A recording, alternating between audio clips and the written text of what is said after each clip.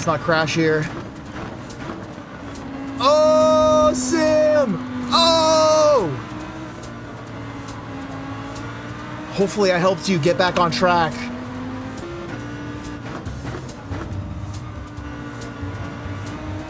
Oh!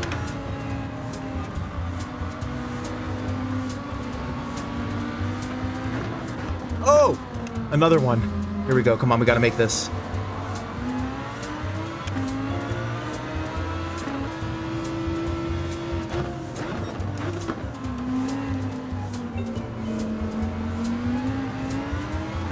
Looks like is the old boy fucking around over here?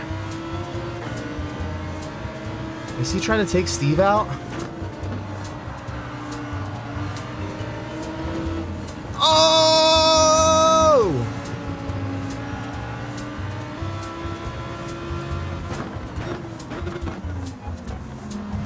Oh, what the fuck, dude? Hey, you just fucking completely fucking pushed me off the track. Fuck, dude, I should have went. I should have went, but I can get past him here, dude. I could do it.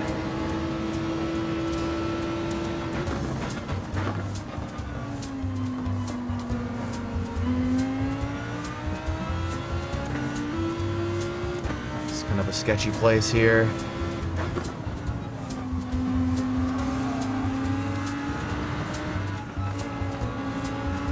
This guy's got way more pace than me for sure.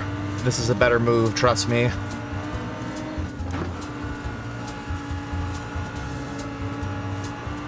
Oh, looks like P11 will have to be it.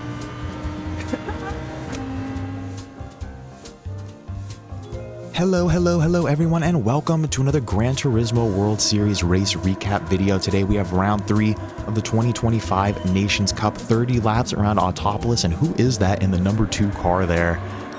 Steve, holy shiz, getting a terrible jump on the grid start, but 30 laps around Autopolis. We hate this track. This one is completely a tire saving race, so we're going to try to go like 15 or 16 laps here, and hopefully our tires don't die.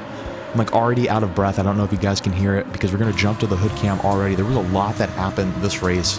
We did not get a good result really, but a lot happened already. Here we got old boy jumping in there on the first lap and slamming our boy Sim, and us with the car on the right to us. We didn't really have a lot of places to go, and we also end up slamming into our boy there too. Sorry Sim, I apologize. Hopefully I straightened you out a little bit, helped you get back on track.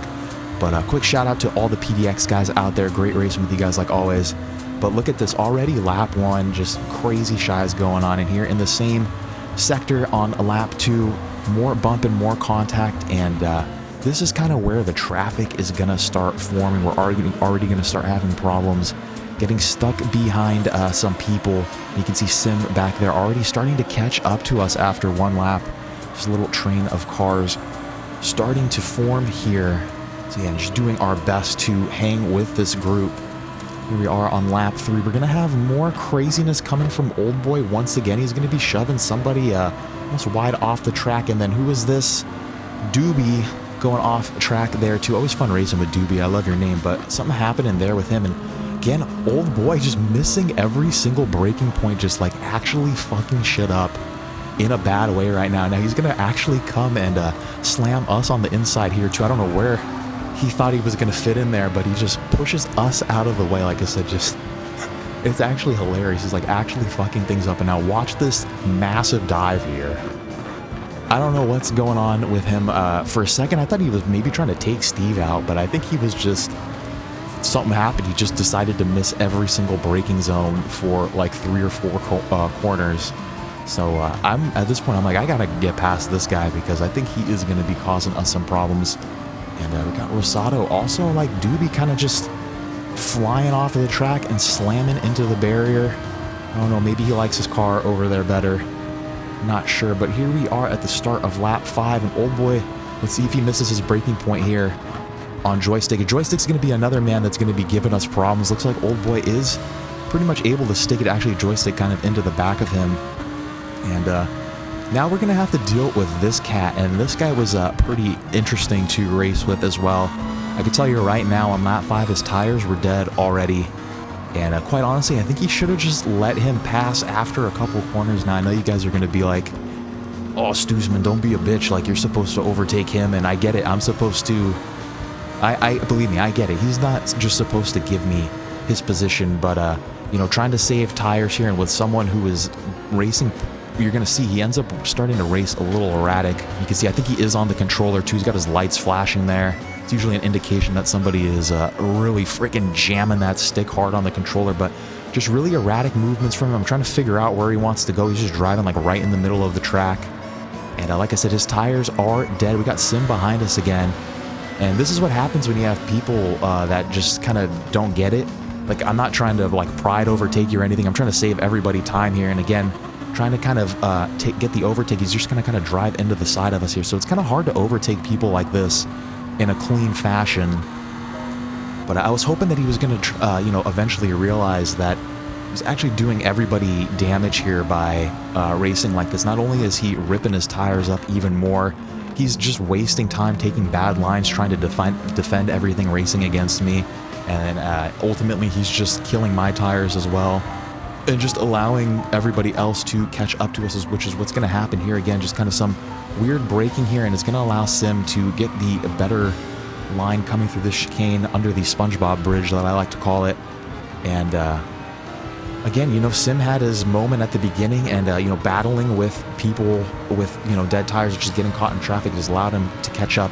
And at this point, I was like, man, you go for it, dude. You see if you can handle this guy. And it's, again, it's like hilarious. Then this is the lap that he decides to hit the pits.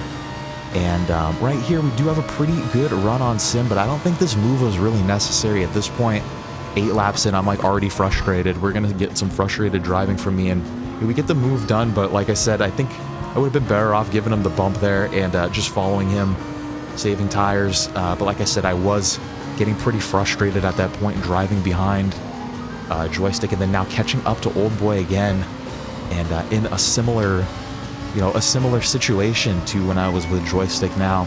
And we're actually going to ignore the advice of the chat at this point. I think I should put a little bit more faith in you guys with tire strategies and pit strategies, and I don't know why I was so hell-bent this race on making it 16 laps, but we're going to see here the people that ended up getting the better results in the race actually did end up pitting on lap 14, so I should have listened to you, Combat. He was telling me pit on 14, go 16 on the second stint, but like I said, I had it in my head that I wanted to do 16. We have a great run on Old Boy here, and I was, you know, confident I was going to make this move, confident that his tires were dead, and I wasn't going to have to deal with him for these next 2 laps.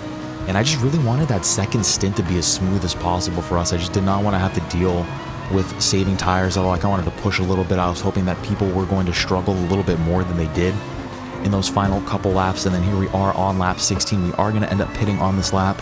And if you look at our tire wear, I feel like we actually did a kick-ass job at saving tires. A lot of people's stuff was just completely dead, but the car really not doing what we wanted to do at this point. And we got negative waves and GTEV. I'm just going to let them go. This is what Joystick should have done when me and Sim got behind him, was just let it happen, just let it go, because we're going to save a bunch more time this way. So let's get our tires changed. We can admire our livery here for a little bit. Our orange amplification. You guys like orange amplifiers? You guys like music and rock and roll, man? Dude, Pedro, you still ripping on that orange amp? Bro, I fucking miss playing music with you so much. But anyways, coming out of the pits here in lap 17, we got the 2 problem children, Old Boy and Joystick, behind us. Hopefully we're not going to be having to deal with them for the rest of the race. I say hopefully because there are a couple different pit strategies going on here, and a little bit later, some of the 2-stoppers are going to start catching up to us. We got negative waves behind us. He's going to make the overtake here. We're trying to kind of leave some space for him to do it. It's kind of not the safest corner really to make the overtake, but Negative is a great driver. And yeah, I recognize that he's probably got at least a good 3 or 4 laps better of tire wear, and I just recognize the name too. I know that he's a good like half second quicker than us on probably most every track. So it's good to just be aware of the pace of the people around you, because if I would have just battled against this guy, he was going to overtake me eventually, and I would have just ended up costing all of us time. Coming up to the final 3 laps of the race, really just trying to hold on to this P11, but again, another 2-stopper behind us, GTEV. It's going to have a pretty good run coming up on the start of lap 28. And again, we're just going to really, I mean, we're going to try to take our normal lines, but we're also kind of going to try to just stay out of the way.